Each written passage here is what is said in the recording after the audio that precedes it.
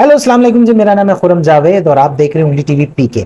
आज से मैं आप लोगों के लिए फिल्म के रिव्यूज लेकर आया करूंगा और ये फिल्म रिव्यूज आपको बहुत पसंद आएंगे। आज जिस फिल्म का रिव्यू मैं आपके लिए लेकर आया हूं, इस फिल्म का नाम है the society of the snow.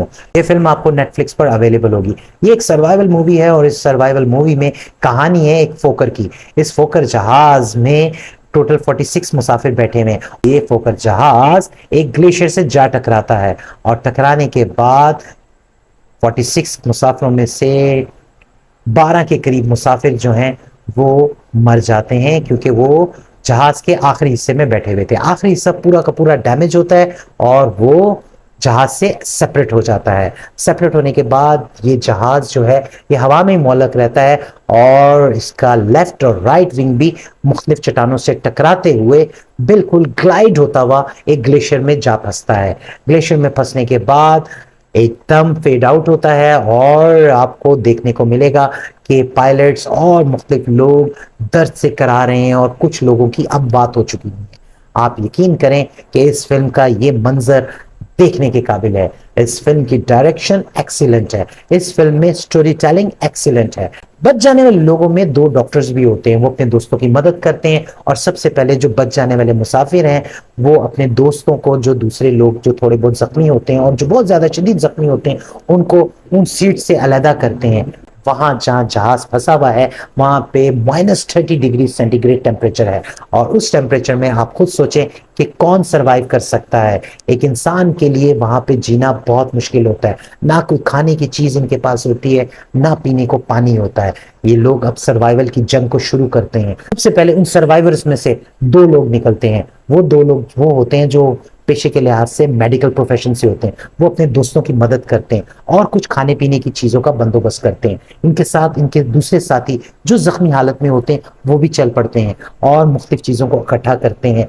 4 दिन तक वहां कोई रेस्क्यू करने वाला नहीं आया। आखिरकार चौथे दिन वहां पर उनको उम्मीद की किरण दिखाई देती है और कुछ हेलीकॉप्टर्स उनके जहाज के ऊपर से बिल्कुल गुजर जाते हैं। रेस्क्यू हेलीकॉप्टर्स ऊपर से गुजर जाते हैं और उनको कुछ नहीं पता चलता। ये बेचारे चलाते रहते हैं कि help us, help us, help us, लेकिन इनकी मदद को नहीं कोई आता, बल्कि जो आए होते हैं वो भी चले जाते हैं। और जब वो चले जाते हैं मेरे व्यूअर्स, तो आप यकीन करें कि वो सिचुएशन तो रुला देने वाली है कि जब उनको ये उम्मीद ख़त्म हो जाती है कि शायद अब कोई दोबारा हमारे पास आएगा भी या नहीं। लेकिन इन लोगों ने सर्वाइवल की इस जंग को शिकस्त देने की पूरी ठान ली।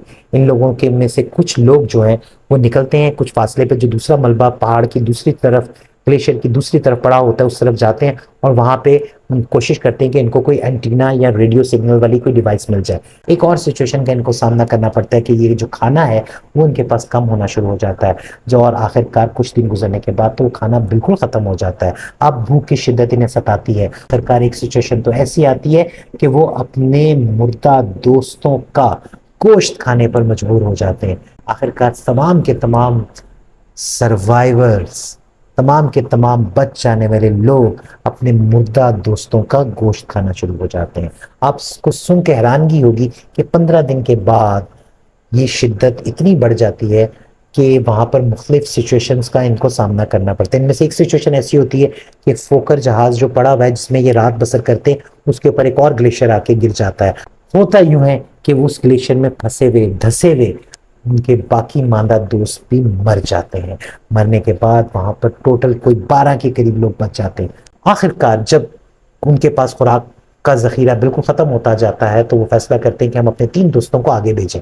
वो दोस्त जो आगे ट्रेवल करते हैं और इनके पीछे बच जाने वाले जो दोस्त होते हैं वो इनको और ज्यादा जो डेड बॉडीज होती हैं उनका गोश्त जो है वो इनको दे देते हैं, ताकि वो आगे सर्वाइव करके किसी भी तरीके से किसी ऐसे इलाके में पहुंचे जहाँ पे उनको आबादी के आसार नजर आए या कुछ खाने पीने की चीजें नजर आए, या वहां पर उनको कोई मदद देने के लिए मौजूद हो और वो इन बाकी मांदा लोगों को भी आके ले जाए।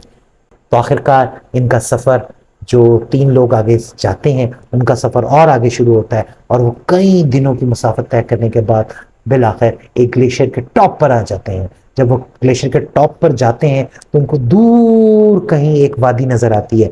वहां पर उनकी उम्मीद की किरण जागती है और आखिरकार उनमें से एक दोस्त जो होता है वो कहता है कि भाईजान मेरे पास तो हिम्मत नहीं है और इसके अलावा हमारे पास जो इस वक्त खुराक का जखीरा मौजूद है वहां तक, यानी कि वो जो वादी नजर आ रही है वहां तक जाते जाते ہمیں اور زیادہ ٹائم لگے گا، تو اس وجہ سے میں واپس جاتا ہوں، آپ لوگ آگے موو کریں۔ کافی دن کا سفر طے کرنے کے بعد آخر کار وہ ایک وادی میں پہنچ جاتے ہیں۔ اس وادی میں جب پہنچتے ہیں تو وہاں پر ان کو ایک ندی نظر آتی ہے، اس ندی کا پانی پیتے ہیں، جی بھر کر پانی پیتے ہیں اور خوشی کا اظہار کرتے ہیں۔